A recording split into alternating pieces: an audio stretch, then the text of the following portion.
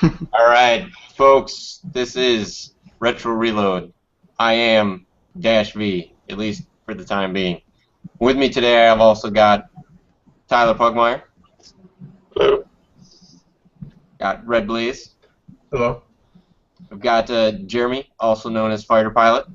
How you guys doing? We've got Bad Tacos, who just signed in. Yep, for no reason at all. Welcome, Ian. You're always welcome on the show, no matter what coast you live on. East Coast representative. Yeah, we also have another VG collector on with us today. We've got Telly. Hey, introduce yourself. Hey, what's happening? My name's Asa, and I'm Telly on VG Collect, and I'm excited to be here.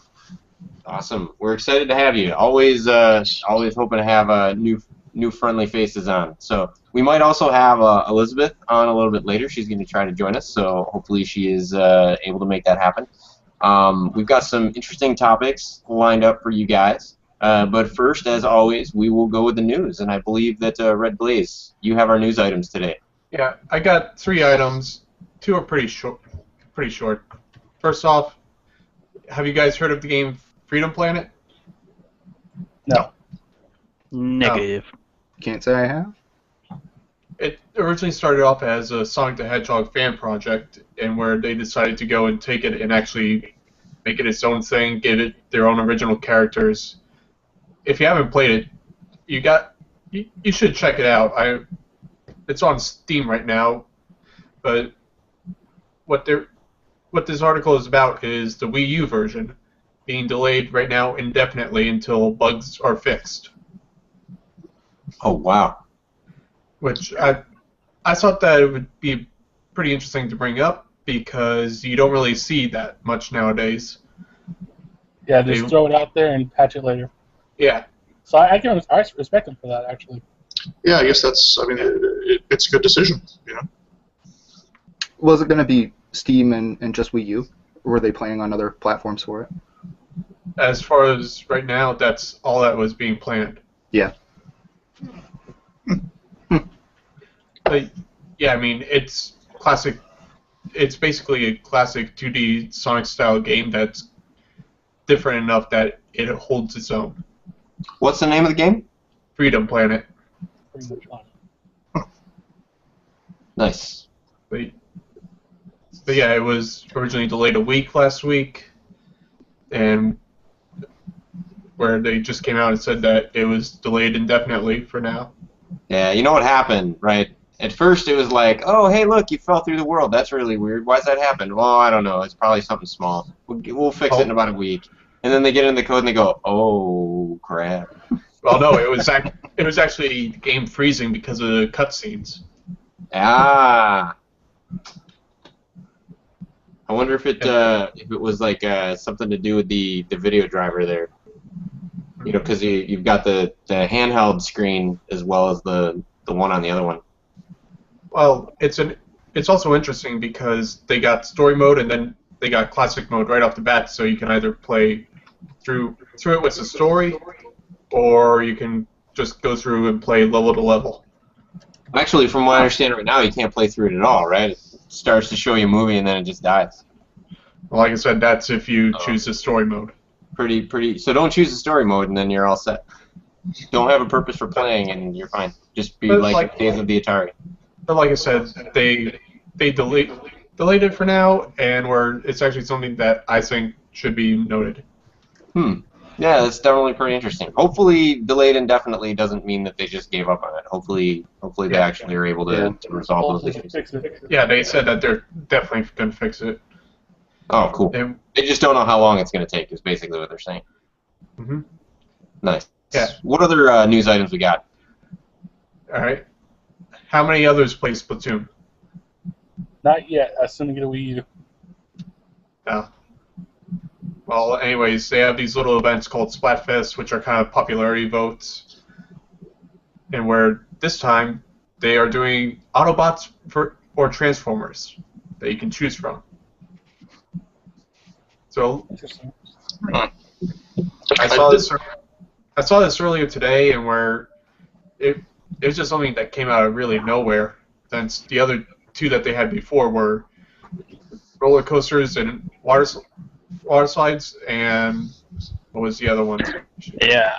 Hot dogs. and Especially Smosh pretty Mouth. strange just to, like, they don't necessarily own, you know what I mean? Like Transformers, for example. It's kind of So they interesting.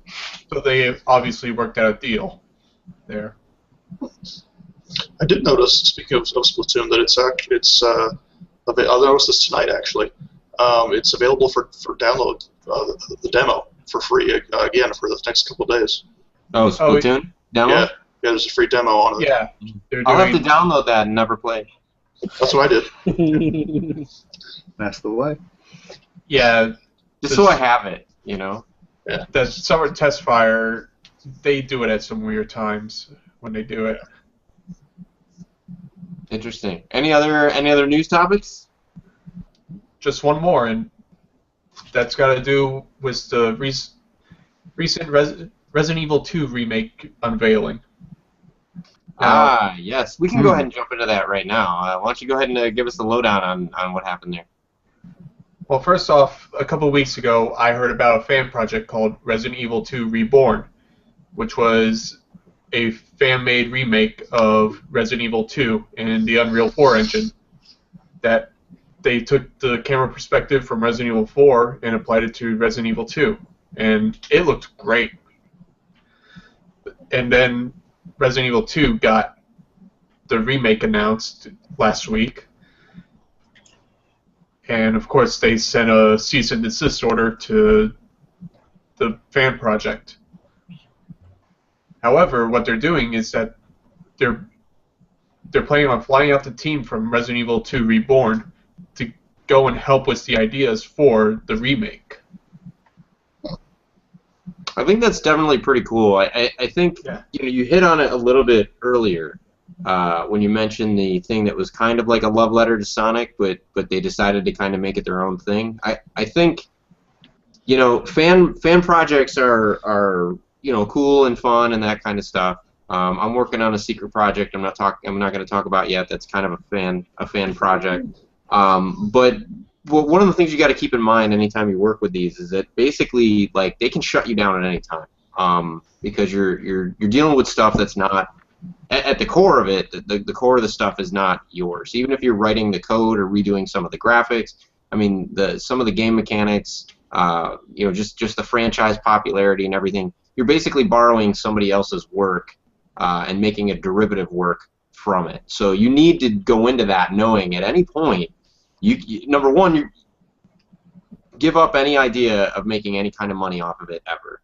Number two, know that you can get shut down at any time. So if what you really want is to be able to sell or market your game, or you really want to be able to make sure that your game can have a life for as long as you want it to, you really got to go the route of the earlier folks, and decide to just totally make it your own. You can still have it be in the spirit of another kind of game, but make it your own. You're obviously not going to get the built-in audience that the other franchise had, but that's part of making it your own. In some ways, that can be a good thing, even though you don't get as much attention as the bigger name franchise. You're not also bound by the expectations of that other franchise, so you can go in new and interesting directions with it and not have to worry about a bunch of naysayers hating on it instantly because it's not what they were looking for. Yeah, you're absolutely right. Yeah. So I do think it's really cool that Capcom is, I know they've been making a lot of missteps lately, Mega Man, but You know what? I'll say that they've actually been doing really good lately, especially with Resident Evil. yeah, and this is definitely a step in the right direction. If you're going to send some fans a cease and desist, inviting them out for lunch and to talk shop, that's one hell of a way to whip up some goodwill. Because I'm sure what it was is, they have to enforce their copyrights, they have to enforce their trademarks and things like that. Otherwise, they lose it. And so I'm sure it was like an army of lawyers going, hey, look, you can't release this game and then compete with something totally free that's using all your graphics and sound and all that other stuff. Yeah, you got to at least attempt to shut these guys down. Exactly. And I'm sure what's cool is it looks like Capcom recognized, hey, there's some creative guys there let's include them and include their energy and enthusiasm. So Yeah, and where this is a quote directly from the group Facebook page, contrary to what might be thought, this is a wonderful news for us and as fans.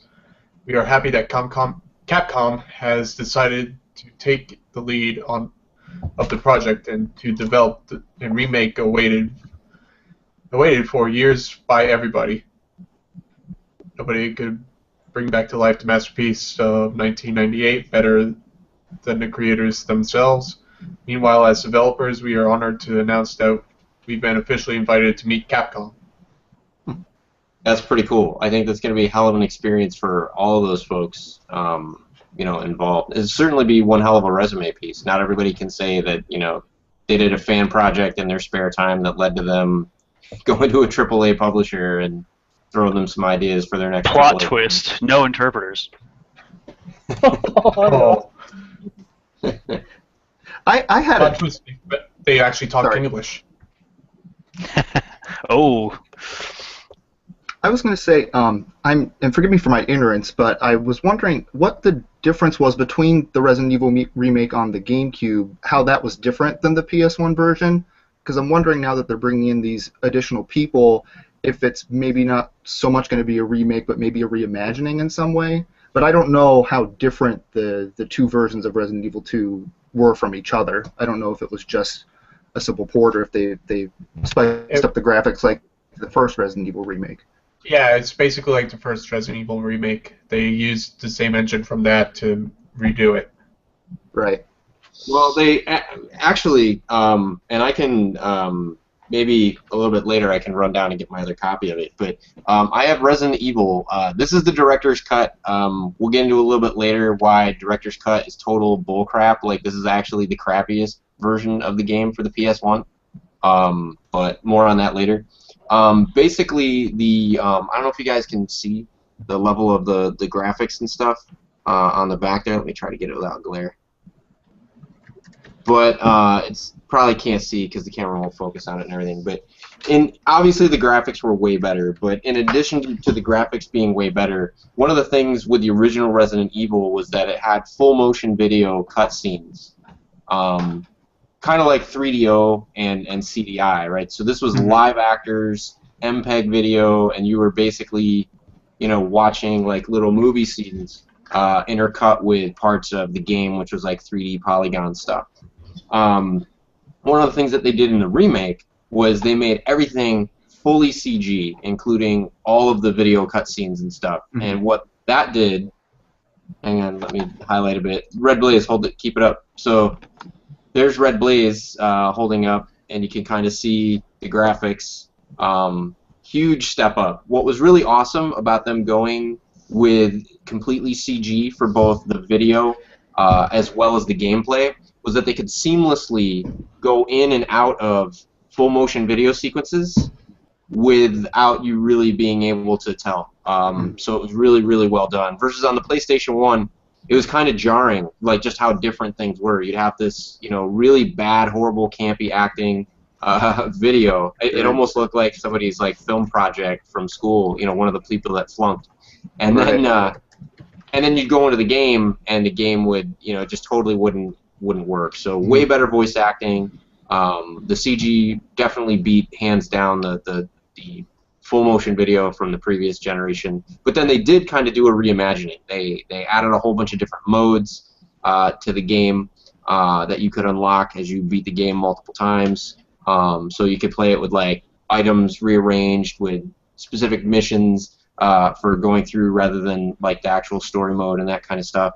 And they had retooled actually the layout of the mansion and added quite a few pieces that weren't in the original game. So it was definitely more of a reimagining than just like a reskinning.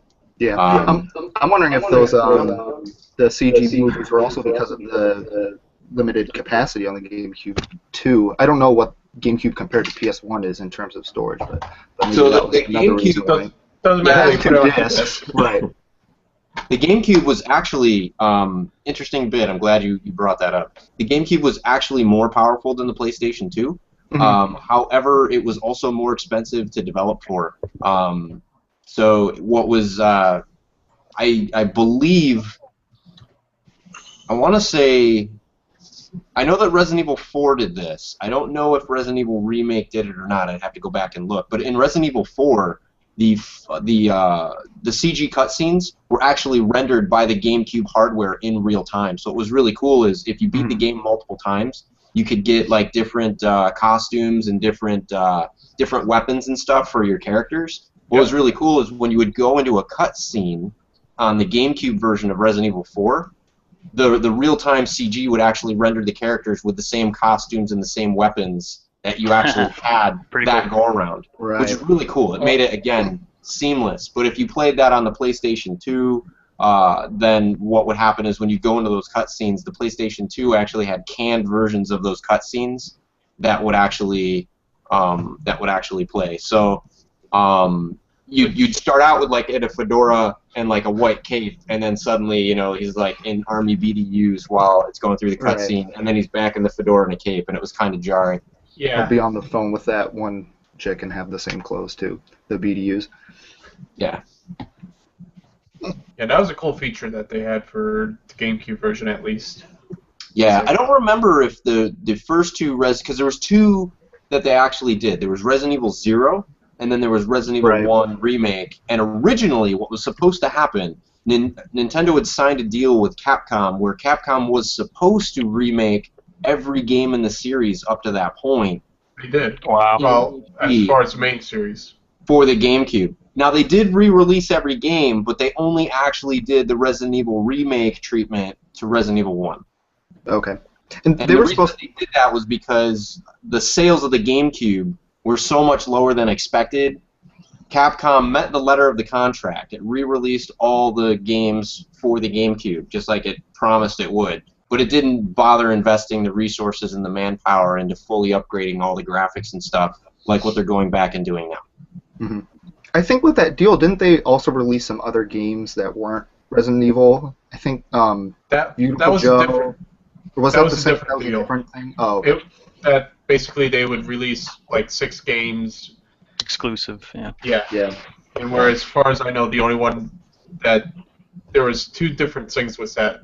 The only one that didn't get released was Dead Phoenix, and the only one to actually remain exclusive was PNE 03 or whatever it's called. PN03. Yeah. Yeah. I thought Resident Evil 4 was part of that deal, but maybe it might have been. Maybe I was mistaken about that. I remember Beautiful Joe and So interesting. Well, even Beautiful Joe, the later ones ended up on the other on PS2. Yeah. So we might as well jump into our first topic because I think we're going to end up jumping back to Resident Evil. I know I am, at least. Our topic for today was what was one of the games that really just scared the crap out of you and you know had moments that you just felt like totally uneasy. I have to say again, Resident Evil. Although for me it wasn't the director's cut, and part of the reason why I say this version of it sucks is the first version that I played was actually the long box PS1 version, the original Resident Evil for the PlayStation 1. The music was different. Some of the voiceovers were different. Interesting bit of trivia: this was actually released not because there's a couple problems with the release. It says that it's there's a couple problems with your mic. I hate Windows 10 so much.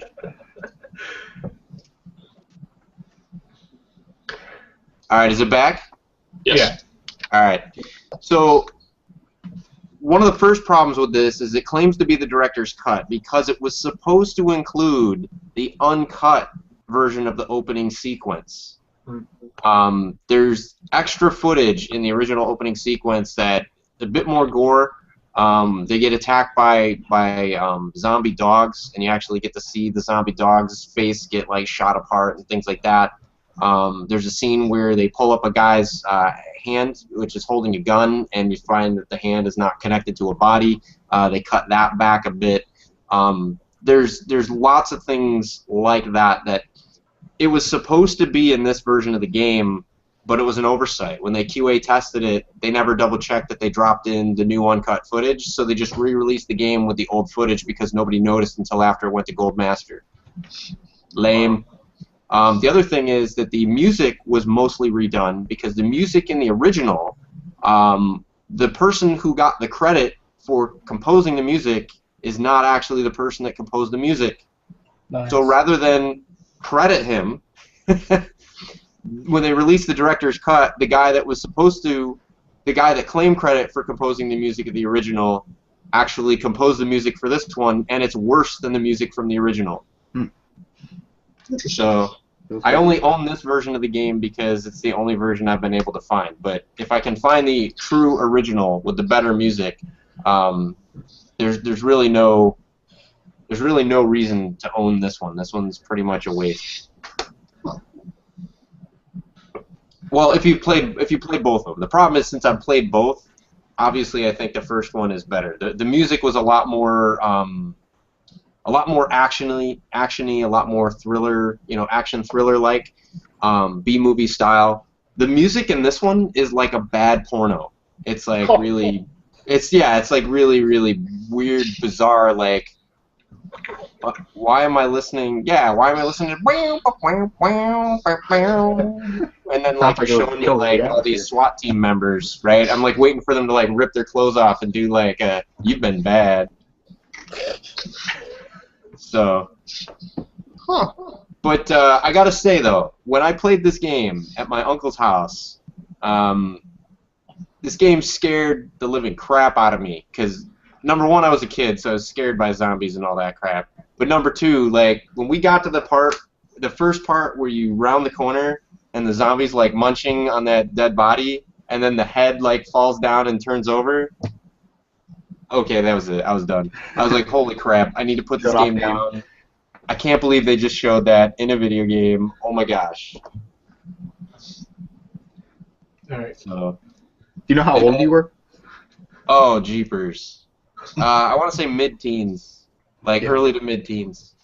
But playing the game, it wasn't just like what happened because the CG was pretty bad, right? So it's not like I got like grossed out so much as like we didn't really have games that graphic that were that well done. I think what was really cool is Capcom with Resident Evil. This was now starting to become, I think, with PS1 and everything, games were really starting to make a legitimate argument for becoming art. I mean, the bad acting and bad voice acting aside, the music in Resident Evil, in the original Resident Evil for PlayStation 1, was very, very brooding. And a lot of times that did it. Like, when you're walking down a hallway, and there's just, like, this low, kind of, like, almost, gothic industrial type music that's going on in the background, just like really quiet as ambiance, and then you hear like this tap tap tap tap tap tap like coming from an outside window, and you walk through the same corridor for like half the game with the tap tap tap tap tap tap, and then the one time you walk through and you don't hear the tap tap tap, oh shit, something's about to go down, and then the window smashes and dogs jump in and all hell just breaks loose. I mean, the game had multiple moments like that where it was just, I mean, wonderfully done. The buildup of suspense and all that other stuff. It didn't need to have photorealistic graphics. It didn't need to have the best acting in the world. It just needed to have solid music and great, great moments of gameplay to have you hooked. All right. I got a more recent one that it made me jump. Actually, What one? out of all games, Batman Arkham Knight. I knew it. Nice. Yeah. Basically, without giving away too much about it, Man-Bat shows up. Who? Who? Yeah, I'm not going to mention how. Man-Bat. There's actually a mutant who's part bat and part man. Okay, I remember now. Basically. Yeah. Isn't there a man spider too to like go with Spider-Man or something like that? I know that there's a legitimate spider pig called Spider Ham. Like literally, its name is Spider Ham. And actually, if you play Shattered Dimensions, the Spider-Man game, he references it in the beginning of the game, and where you actually have Spider-Ham show up at the end of the game. It's worth it just to play that. True. Just to see that. Interesting. But yeah, the other game that I got to talk about is another Resident Evil, and it's actually Resident Evil 4, which some people will be like, why bring that one up? Because I was in the garage when I was playing that late around 12 o'clock at night during the summer. Had surround sound on a little 13-inch TV, out of all things. And where I'm playing it, I get up to this one hospital-like area, and where all of a sudden they introduce a new type of enemy. I did not realize that enemy was going to regenerate, and I was low on health. It goes and grabs me. I shoot it with the shotgun. All of a sudden, I just see it start to regenerate, and the Los Regenerados just scared the crap out of me for that part. You know, I will give you Resident Evil 4. Like, to date, I think Resident Evil 4 is my favorite game in the series. I owned it for both. I think I still own it for both the GameCube and the Wii. I got it for the GameCube. I didn't dig the controls on the GameCube, so I put it down. And then when it came out for the Wii, I could not put it down, and I ended up playing the game, beating it in every mode, unlocking all the content and all that other stuff. But what did it for me, what freaked me out, was the first time you encounter the chainsaw guy in the first village. Oh, yeah. Yeah, I mean, like, the way they have you play it, right? I did the whole thing, like pushing the bookshelf against the door and all this other stuff, you know. And I mean, there were so many things about that game that were just masterfully done, right? Like, you see him, like, you hear the chainsaw. Yeah, I died so many times that it didn't even scare me at all because of how many times I died. But the first time, realizing that there was a shotgun there. How did you feel the first time that dude came right up to you with the chainsaw though? And like they do this really weird thing where like they deaden the sensitivity of the controls. So as he gets closer and closer to you with the chainsaw, it's almost like you're having an out-of-body experience, and the vision goes a little bit blurry. And he just slowly starts sawing into you with the chainsaw, and you see the blood fly out, and then you're dead. And honestly, not as much as the Los Regenerados. That one disturbed me so bad. That was the second time I ever in a game had to set the controls down and be like, screw this, maybe I'll play more tomorrow. But yeah, with the Regenerados, how you beat them is that you have to have a thermal scope for your rifle, and where you shoot the heated up spots on it to actually kill it. And where for the first ones, you do not have that scope. Your only option is to run. Yeah, my friend told me about those when he heard that I had the game, so for me, I knew that was going to happen, so it was not that bad for me, but I got it inside before. And then later down the road, I get caught by one again, and then all of a sudden spikes. Oh yeah, that was weird when they did that. When I learned that the chainsaw guy... When I learned that the chainsaw guy didn't need the ladder, he could just jump onto the roof. Wait, what? Yeah, the chainsaw guy doesn't need a ladder. He could just jump right onto the roof. I have never seen that. Yeah, that'll definitely it's freaky enough when you see the ladder, like they're putting the ladder up and then they start climbing up the ladder, but then like when you play it in mercenaries mode, they have these other creatures that have double-bladed chainsaws, and they can just jump right onto the top of the roof. So you're running up on the roof, you think you're all badass, you've got like the shotgun, you throw the ladder down, you're like standing there waiting, camping, because you think you're just going to shoot him in the face, and he just takes off your head from behind because he could just jump onto the roof, and you're an idiot. So, yeah, I love Resident Evil 4. It's the best one in the franchise, in my opinion. Yeah, so Chainsaw Guys, Los Regenerados, and Iron Maidens. So, and the unlockable content was just ridiculous. I think Resident Evil 4 is the one where, like, that's the one where you get to the part where the girl is following you around, but, like, one of the different costumes that you can get is you can get her, like, in this suit of knight's armor, That's only in the PS2 and Wii versions. Yeah, and it's awesome because like she could take like a grenade like straight to the face and like just get up. It doesn't hurt her at all. It's awesome. And also it makes her hard to pick up for the enemies. Yeah, yeah. They try to pick her up and they fall over, and then you just unload on them. It's pretty awesome. Yeah, no, I have all three of those versions of it: the GameCube, PS2, and the Wii version. Have yet to play the Wii version. There's a shooting gallery too, right? I think so. They've got the shooting gallery where you can, which with the Wii was absolutely spectacular. You could actually stand a chance in the shooting gallery with the. But yeah, I finished it with the GameCube version. I went to play the PS2 version. I could not get used to the controls on it. Were they really that different from the GameCube?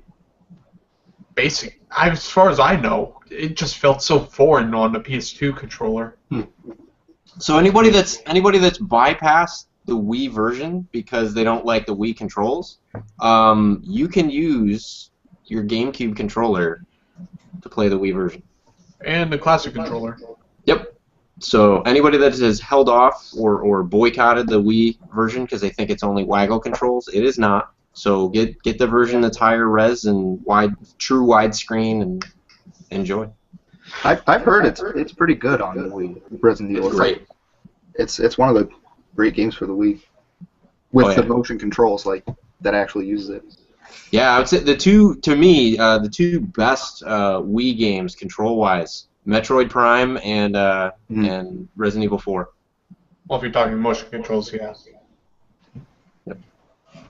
So, Telly, what about you? Did you have any moments in gaming that scared you or freaked you out?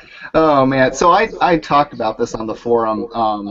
I kind of let it all out there, my scary moments, but I haven't played a lot of the Resident Evil games. I've only played the fourth one, and I have the first two really high on my wish list. I need to get a hold of them. So for me, all of my scary moments come from the Silent Hill series, because I have the first 4 games in that series, and Silent Hill 2 in particular is a very fond game of mine. It's one of my favorites. But my scariest moment was definitely the hospital level in Silent Hill 3. Have any of you guys played the Silent Hill games at all? No. I played like 5 minutes of the first one. First one, yeah. I haven't really had time to I hear play mixed it. stuff about it. Some people absolutely love the series. Other people say it's like a bad knockoff of Resident Evil. I haven't invested in it, so I'll take your word for it if you say it's great. Maybe I'll pick a couple of them up and give them a shot. Yeah, the first 4 games I would say are pretty good. The ones they made after that weren't made by the original team that made the first 4. They were Western developed, and they kind of strayed away from what the first 4 games were kind of about. And I personally don't really like the first Silent Hill game on the PlayStation 1. That's probably my least favorite. I'd probably start with Silent Hill 2 if I were to recommend one. Okay. I got 1, 2, and 4. Okay. Yeah. But the thing that I really like about the Silent Hill series is it just has such a great atmosphere to it, and I often compare it to Resident Evil 4, obviously because they're both survival horror games. But in Resident Evil 4, for me, you've got Leon. He's a real badass. He can do all this crazy stuff. He can suplex all the zombies and kick their heads off and all this crazy stuff. And it's really cool. In Silent Hill, the combat's kind of clunky. You only have a few weapons. And again, I don't know about the older Silent Hill games, or the older Resident Evil games. But it seems like the Silent Hill games are a little bit more geared toward the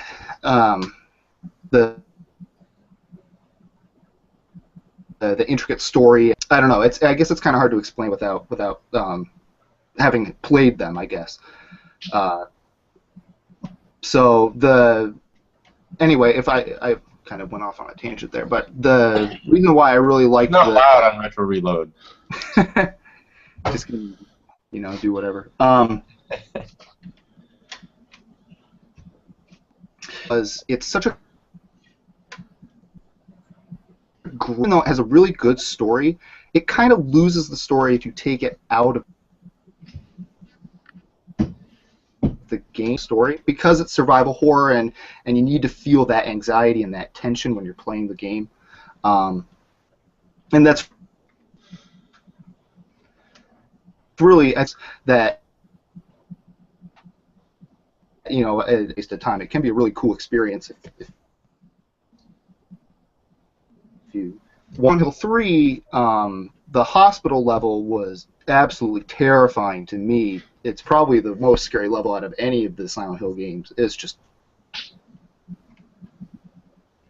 they went all out with it, and it really does deserve watching it or playing it to really get the whole experience. But they've got, you know, the nurses that are kind of iconic in the Silent Hill universe. You know, they're in a lot of the games, and they kind of walk kind of hunched over, and they make this really intense breathing noise, like it gets me scared even thinking about it. Even when you pull up the map, it's always around, and they have all this crazy, disturbing imagery, like this wriggling thing in lockers and people hanging from the ceiling and stuff coming out of the walls. It's just I can't say enough about it because it really is something.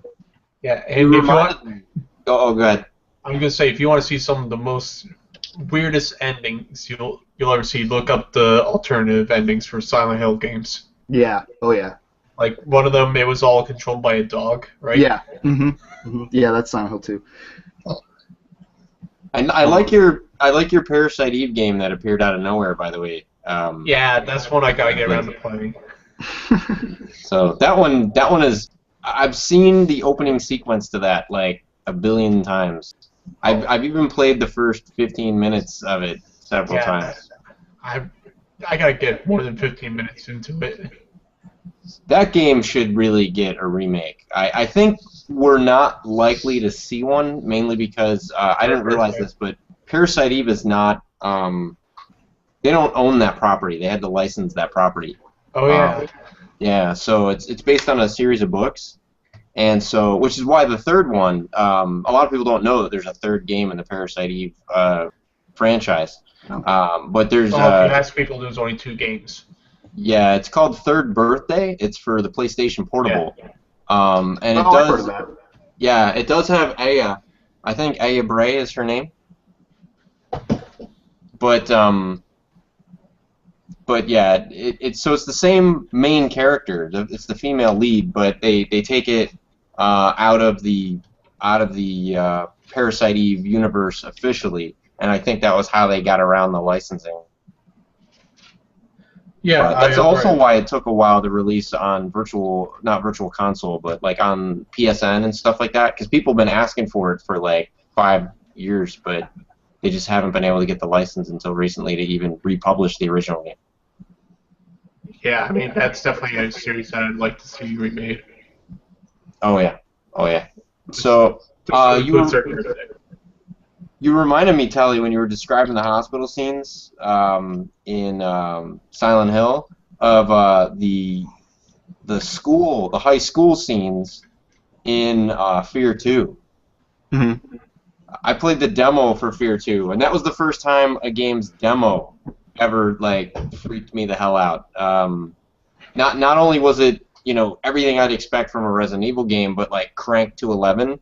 But it was also in 5.1 surround, so when you're walking through the hallway and there's like kids like laughing and all this other stuff, and it's really like dark and twisted, and there's like the lights will go out and then like they'll come on and you'll see something go run by and then they'll go out again before you can really make out what it is, and then you'll hear more kids laughing and then like something stabs you, right, and like you start to bleed, and then the lockers are like flying open and closing and everything. It was a total trip, and I'm like, holy crap, this is the demo.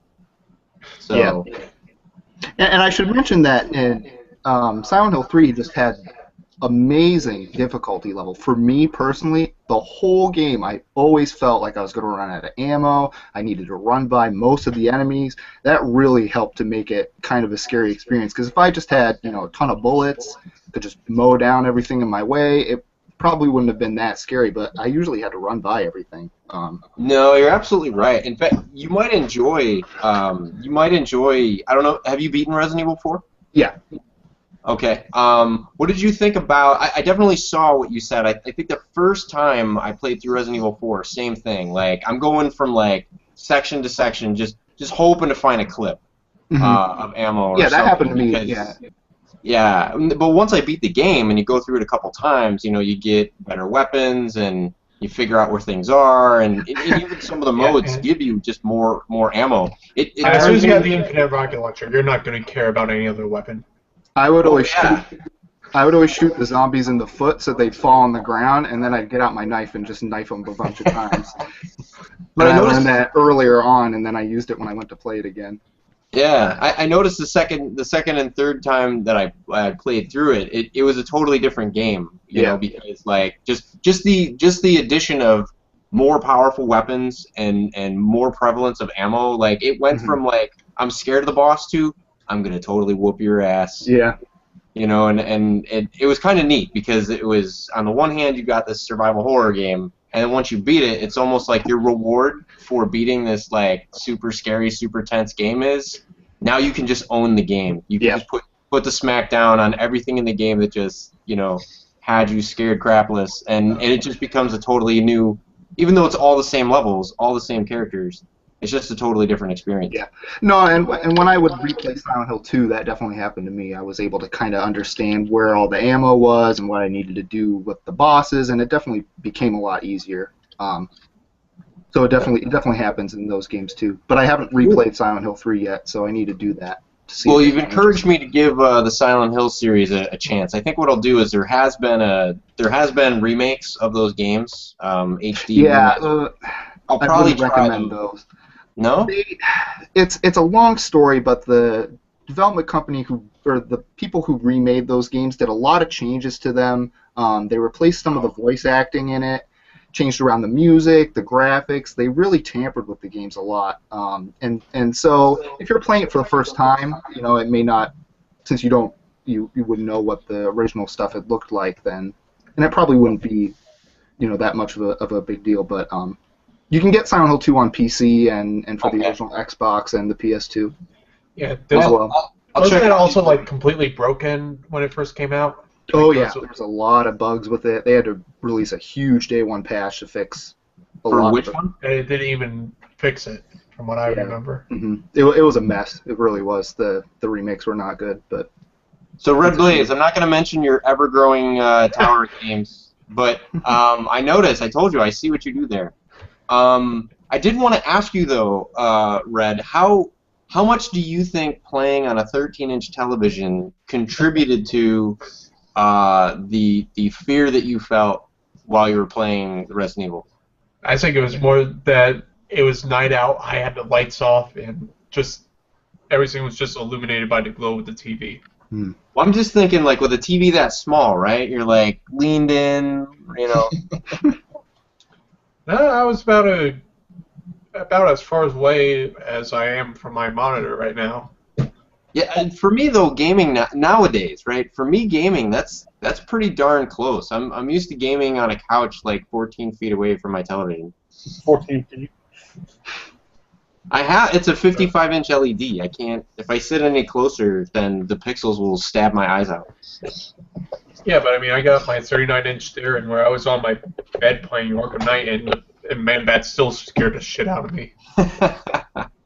Well, no, certainly, but I guess I don't know. I guess I was thinking in my mind, like I would think that the smaller screen would contribute to the tension and the fear, because I guess I'm just thinking like those stupid YouTube videos where they're like, hey, check this out, something funny happens, and then the volume is like all low and crappy, so you're like leaning in, like you got the volume cranked all the way and you're trying to hear it, and then somebody pops up on the screen like, oh, and you're like, oh, you son of a bitch.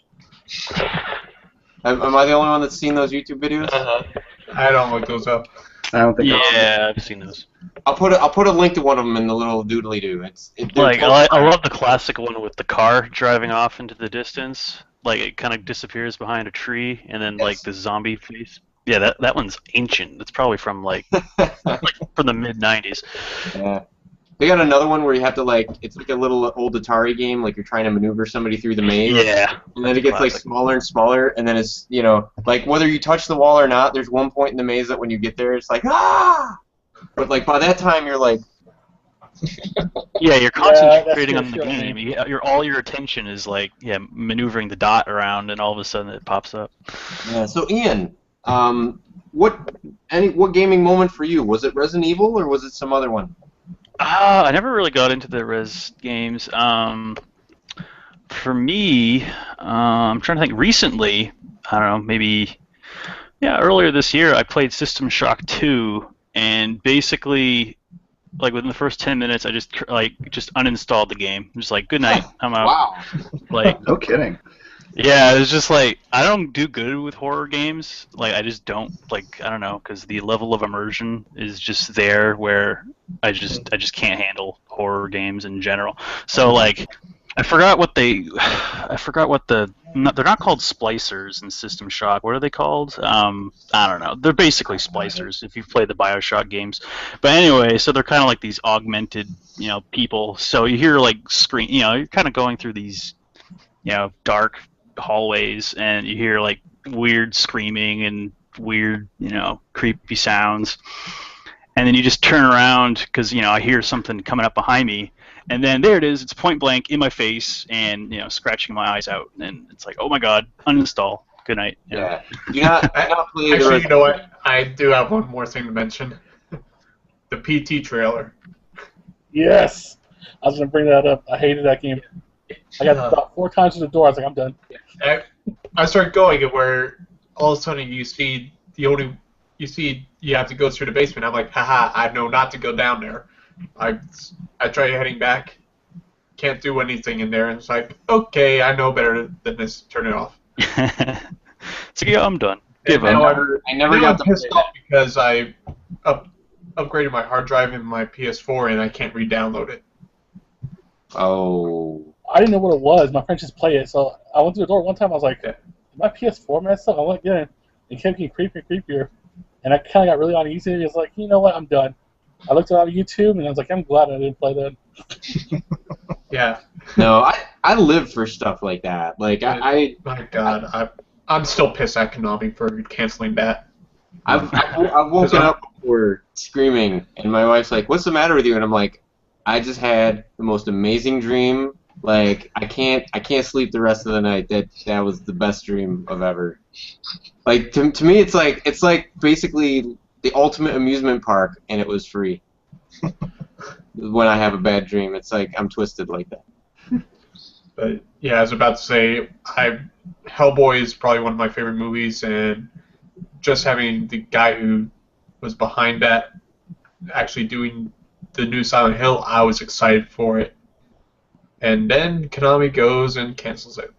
I was hoping that rumor that Microsoft got it would be true, but it turned out to be bullcrap.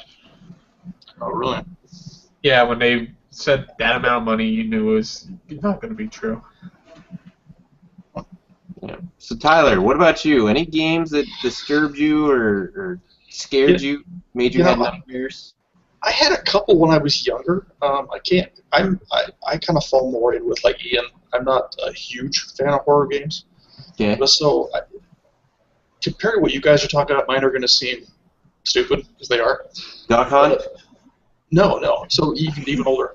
So there's a game on the Atari 2600 called Haunted House. Oh yes. Yeah, remember that? I'm getting scared already. This sounds creepy. Yes. Yeah. All it is just eyes. And I don't know why, but as a little kid, that scared the shit out of me. I can't explain it. Wait, I mean, the eyes scared you. Yeah, I don't know why.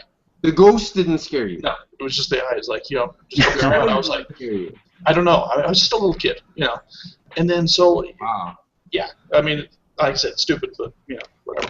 Well, no, I was going to give you Haunted House, because, I mean, the ghost, right? That ghost did, like, Mach 10 through those rooms and stuff.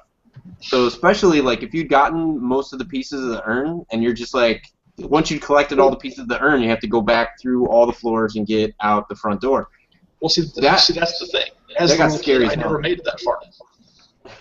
Because the eyes scared me, so I was like, I don't want to play this. It definitely did get more, like, there's different kinds of scary, too, right, in the game, right? There's there's some eyes there, or like in Resident Evil, it's like, holy crap, you really just showed somebody's head get bitten off. Or the lickers, right? Like when you're walking through the hall and you see like blood, like this blood trail on the floor. So like you're following the blood trail around the corner, and then the blood trail just stops, and you're like, what the hell? How does a blood trail just stop? And then another drop of blood like hits the ground. You're like, holy crap! The blood trail's dripping from the ceiling. Don't look up! Don't look up! And the character like it goes into a cutscene, and the character looks up, and you're like, oh my god! And this guy just like opens his mouth, whips the tongue out, pulls your head like right off your shoulders, and then just eats it whole. And you're like, yep, I'm done. Time for bed. So, I mean, so there was definitely things like that, and that's kind of the thing that I never really got into. But Yeah. so Haunted House was one, and then the second one that came to mind because I've been thinking about this all week, trying to figure out what yeah. And the second one that come to mind is in Castlevania 2, when it becomes nighttime, and you're in like the Horrible city. night to have a curse. Yeah, and you're in the towns, and those little like zombie ladies, whatever the hell they are, chasing you around. Again, as a kid, it scared the crap out of me. I don't know why. Right. Now Well, I look at it, I'm because like, it's zombies and it's dark, and Yeah. you're smart. There's not supposed to be freaking zombies in the dark. Yeah, and then the third one that kind of freaked me out was actually a little bit later, in Ocarina of Time, when you first become an adult and you kind of go back, you go into the future, and you're in the castle town, and those creatures that make that sound, Green Dead. I haven't played that game. Yeah, yet. that scared me too when I was a kid. Yeah. Like just that sound, I was like, that's creepy. But yeah, Well, now there's different kinds of like scary, creepy too, though, right? Like I think so far, like we've all talked about the scary, creepy, like mostly in the whole like I saw something or I heard something, but like some of these games, and I don't think this is exclusive to just like horror games and stuff, but like there's also that intense, like scary, creepy, like holy crap, like I'm almost to the end, but I'm gonna like one more hit and I die, like oh my god, I'm gonna, like I remember those mostly from horror games. Maybe because I'm already dialed into like the fear factor, but there's definitely a whole bunch of games where like Battletoads. There'll be times where the whole time I'm going through turbo tunnels and stuff like that, I'm like just off by one frame and I'm gonna bite it. I mean, those are kind of like scary / exhilarating. Yeah, I think it's more stressful than scary. I don't know. Yeah, I agree. But is there a difference though? I think you can be anxious and scared, but you can probably also be anxious and frustrated and scared. I don't know. Maybe some combination. Yeah, slither of life left, 5 seconds on the clock left. Only 10 seconds to get to the end. So what about you, Jeremy? So I have a similar story with someone else. Critter 7405 from Forum. So I was younger, and I was at my friend's house. Now I'm not a Resident Evil fan like the rest of you guys, and I don't do creepy games usually. So I was sitting there watching him play Resident Evil, and I don't know which one it was because I don't know Resident Evil. So he's like, "Watch this." So he goes in this room, and the dogs break through the window. Scared as shit. I literally jumped out of my chair and fell on the ground because I was young, scared as shit out of me. I was like, "Holy crap, that scared me." It was probably the first one. That was Resident Evil 1. Yeah. That was 2 rooms to the right. Scared, huh? I'm like, yeah, that was scary. I jumped. Yeah. Yep, that was exactly the one I was talking about earlier. Yeah, they were like masters at doing that. I think what I have a tremendous amount of respect for, and it sounds like Silent Hill might be another series for me to check this out with, is it's one thing to get me the first time, or throughout the first game, right? But what's really awesome is, so like you play Resident Evil, a game like Resident Evil, you play the first game, you get all the surprises and everything, then you play through it another game and you're thinking, oh, okay, like I own this, nothing can scare me anymore, I'm a badass, blah, blah, blah. Then you play the second game and you're like, okay, I'm done, that's it, I'm good, oh my, you got me again. It's like, each game they succeed in making you think like, oh my god, I'm scared, I can't, this is too much to like, dude, what the hell, like, piece of cake, no problem, I ain't scared of Jack, right? And then the next game you're like, crying for your mommy again. So I have a tremendous amount of respect for the ability for them to pull out new scares with each release, even releases on the same generation. It's not just like, you know, a loud noise and something was in your face. It's like they come out with new and unique ways to scare you or add tension, like every game, and I just really respect the heck out of that, because that's hard to do. Recreate that experience multiple times when people are expecting it. It's true. But Ian, you were going to say something? Oh, I was going to mention another game, but when I was a kid, I don't know. I'm trying to think how old I was. I was in 3rd grade, and it was pretty much my first N64 game. Was Star Wars: Shadows of the Empire. I got up to the sewer level, and for some reason, the sewer level just creeped me out. I don't know why. It was just dark, and there's like a tentacle monster boss, and I don't know. But yeah, not really much to say there. But yeah. Wow, I feel old. Yeah. Thanks for that. You're welcome.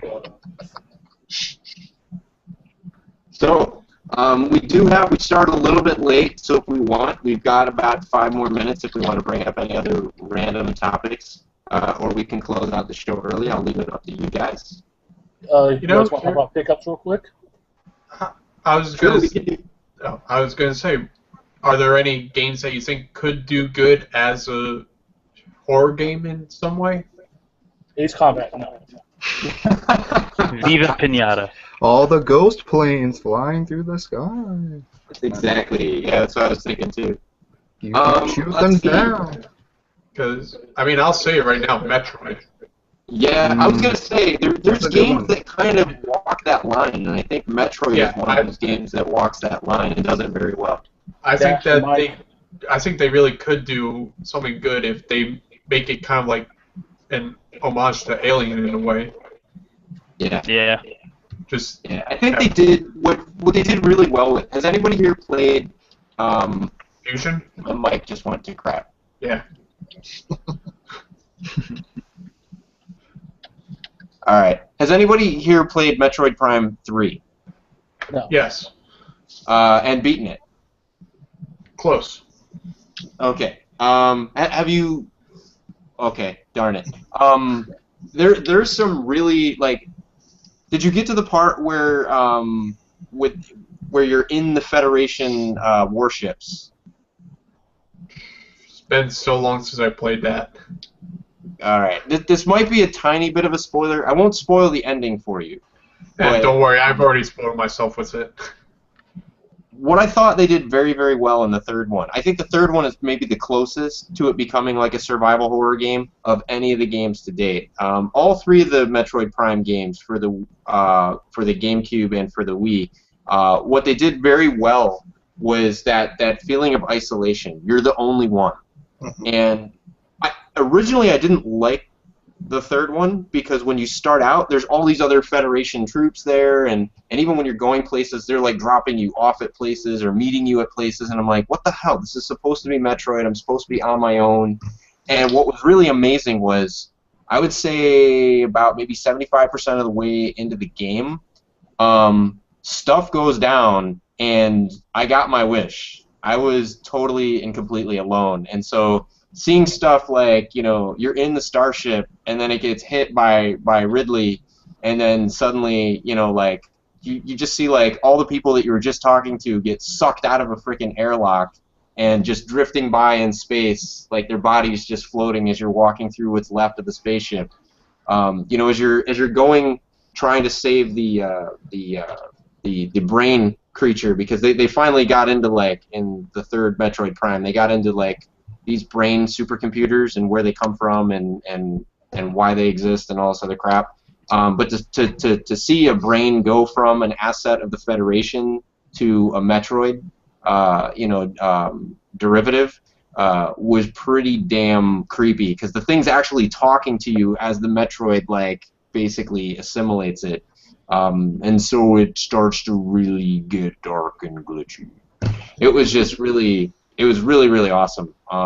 So I thought that there were definitely parts in that. You reminded me when you brought it up.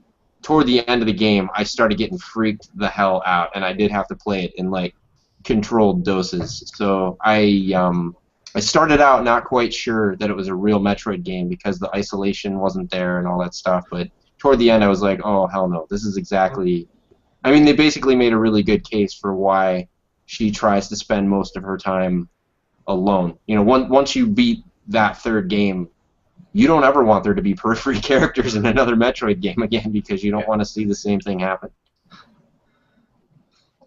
But yeah, like I said, I think that it could work good as like kind of a homage to Alien. I think have her be like the only surviving member, and where you don't even have the various suit at the time. I think that. Yeah. I think that might be, too, why I didn't like Metroid Other M. Why I really don't like Metroid Other M. Maybe it gets better toward the end. Maybe I should just stick with it like I did with Metroid Prime 3. But Other M just... It seemed to be like... I don't know. It seemed to me like... You know, they're making her... There's a difference between Metroid Prime 3, there are other folks around, and she's working with them because she kind of has to. In Other M, it's like she's dependent on them. It's like she can't do anything on her own and accomplish anything on her own without them. Can't use missiles until she gets permission.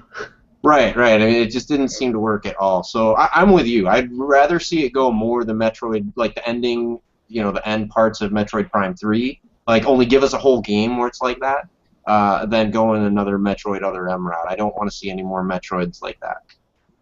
I'll tell you, though, Metroid Other M, I beat it 100%. And, like, gameplay-wise, I thought it was great. Story-wise, not so much, you know. Yeah, I'm with you. The only gameplay element that I didn't like about it was I didn't like that they force you to use the Wii Remote to shoot missiles. Yeah, that was kind of... That really, I mean, the boss fights are hard enough, and then seriously, like, I can't move. I have to, like, stand still to, like, aim a missile and fire. Like, she's never had to do that in any other game, and now suddenly she doesn't know how to move. She knows how to move and shoot a gun, but she doesn't know how to move and shoot a missile. Yeah, that's kind the of only lame. The only thing I can even think of that would even, you know, just kind of what's the word I'm looking for? Warrant that would be as if she actually had to take a stance in order to fire the missiles correctly. Yeah, like a StarCraft siege tank or something. Yeah, that would make sense. Instead, they do this other thing, right? Where like she has to stand still in order to charge her missiles. Well, yeah, like I said, in order to actually get off the shot, she actually had to brace herself. Yeah, that would make sense to me. But you never had that in the games before, so it just seems kind of off to have it in just that one. It was definitely it felt gimmicky to me. What I really liked about Metroid Prime 3 was even though it had Wii motion controls, none of it felt gimmicky. It all worked incredibly well. Metroid Other M, it was like, oh yeah, crap, we're supposed to make it be like Wii control too. What do we do? Oh, let's make it so she can't move and that you have to like, you know, point her missile launcher at people directly. It just didn't seem to work. It seemed like it was more of an afterthought to appease Nintendo than an actual like gameplay mechanic that they'd like really thought in from the beginning of the game. Yeah, and I kind of wish that you could just play through it with a classic controller. That would be sweet. That would be really, really cool. So I agree. Metroid Prime, or the Metroid series, I think would be a great survival horror game. I can't, off the top of my head, I can't think of any other ones, but that Metroid one is a great recommendation, Red Blaze. Mm-hmm. Zelda, maybe a dark Zelda game. That'd be cool. Yeah. So that would be kind of... I think the closest it ever got was when you were going through the dungeons without a candle. But that was kind of freaky. But...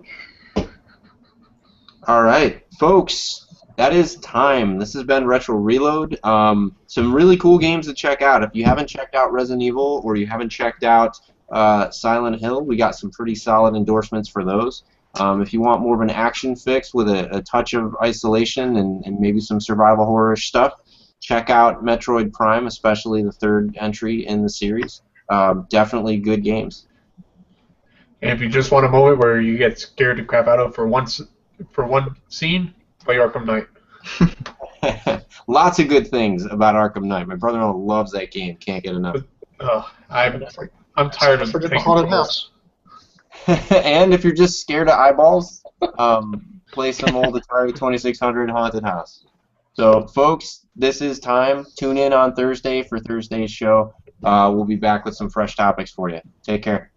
Night. Peace. See ya. Anytime now.